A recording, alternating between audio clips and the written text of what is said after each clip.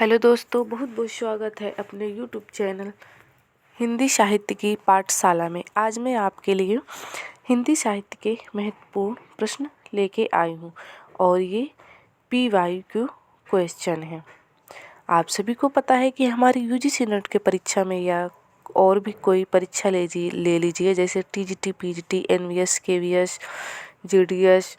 अगर आपका सब्जेक्ट हिंदी साहित्य है तो आपके लिए काफ़ी इम्पोर्टेंट क्वेश्चन है और आप सभी को पता है कि PYQ जो क्वेश्चन है वो बार बार रिपीट होते हैं। तो देखते हैं, हमारा पहला क्वेश्चन है और आज हमारे जितने भी क्वेश्चन हैं इसका हम व्याख्या सहित आपको प्रश्न बताने वाले हैं। पहला क्वेश्चन हमारा, हिंदी भाषा के मानकीकरण का सचेष्ट प्रयास किस पत्रिका में किया गया था। क्वेश्चन हमारा, हिंदी भाषा के मानकीकरण का सचेष्ट प्रयास किस पत्रिका में किया गया था। तो सरस्वती पत्रिका में किया गया था। और सरस्वती जो पत्रिका है इसकी स्थापना काशी में सन 1900 ईस्वी में चिंतामणि घोष द्वारा शुरू किया गया था। तो सरस्वती पत्रिका की जो स्थापना है काशी में और सन 1900 ईस्वी में चिंतामणि घोष द्वारा शुरू किया गया था। पुनः सरस्वती पत्रिका से प्रकाशित होने लगी सन 1902 में। इसके संपादक श्याम सुंदर दास थे और इसका प्रकाशन वर्ष 1903 है। इसके संपादक महावीर प्रसाद द्विवेदी। और सरस्वती जो पत्रिका है ये एक मासिक पत्रिका थी। तो ये भी आप कुछ इम्पोर्टेंट पॉइंट ध्यान में रखिएगा।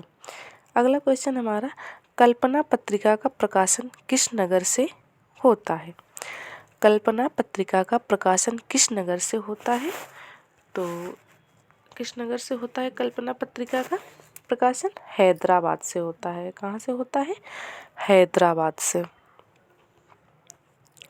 अगला क्वेश्चन हमारा, माध्यम पत्रिका का संपादक कौन है। माध्यम पत्रिका का संपादक कौन है। तो सत्यप्रकाश मिश्र है। कौन है, सत्यप्रकाश मिश्र है। और ये जो सत्यप्रकाश मिश्र है ये मासिक पत्रिका है और इसका स्थान है प्रयाग। मासिक भी है और त्रैमासिक भी पत्रिका है और इसका स्थान है प्रयाग। ये भी आप ध्यान में रखिएगा। अगला क्वेश्चन हमारा, किस लेखिका ने पशु पक्षियों पर केंद्रित रचना की है। किस लेखिका ने पशु पक्षियों पर रचना की है। तो इसका आंसर है महादेवी वर्मा।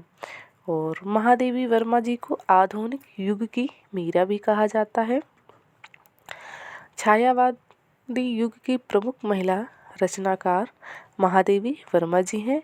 और एक रचना है महादेवी वर्मा जी की मेरा परिवार 1972 ईस्वी नामक रेखाचित्र लिखा है, जिसमें महादेवी जी ने अपने पालतू पशु पक्षियों का विस्तृत वर्णन किया है। महादेवी वर्मा जी ने पालतू पशु पक्षियों को नीलकंठ मोर, गिल्लू को गिलहरी, सोना को हिरनी, दुर्मुख को खरगोश, गौरा को गाय, नीलू को कुत्ता, निक्को को नेवला और रोजी को कुतिया, रानी को घोड़ी आदि का वर्णन मिलता है। तो कौन सी रचना है महादेवी वर्मा जी की, मेरा परिवार। तो उसमें महादेवी वर्मा जी ने पशु पक्षियों पर वर्णन किया हुआ है। ये भी ध्यान में रखिएगा। अगला क्वेश्चन हमारा, वृंद शस्यई की विषय वस्तु क्या है। वृंद शस्यई की विषय वस्तु क्या है। तो नीति है। क्या है, नीति। वृंद शस्यई व्याख्या देखते हैं इसकी। वृंद शस्यई रीतिकालीन कवि वृंद द्वारा रचित नीति परक रचना है।